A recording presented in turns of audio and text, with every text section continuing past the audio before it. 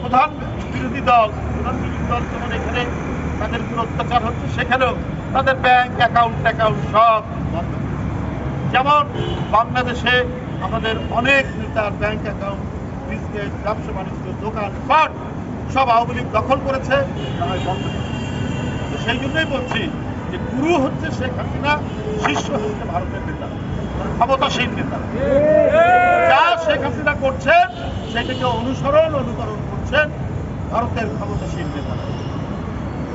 তাহলে মানে স্বেচ্ছাতন্ত্রের প্রতিরূপ হয়ে বিকট এক ফ্যাসিবাদের এক নায়ক হয়ে তিনি যেভাবে আত্মপ্রকাশ করেছেন, এখন পৃথিবীর বিভিন্ন দেশ যারা ক্ষমতা চিরস্থায়ী রাখতে চায়, যারা বিরোধী দল দমন করতে চায়, যারা গণতন্ত্রকে কবরে পাঠাতে চায়, যারা বাক স্বাধীনতাকে রুদ্ধ করতে চায়, তারা এখন শেখ হাসিনাকে একজন তাদের দার্শনিক হিসাবে মানছে, তাদের নেতা হিসাবে মানছে।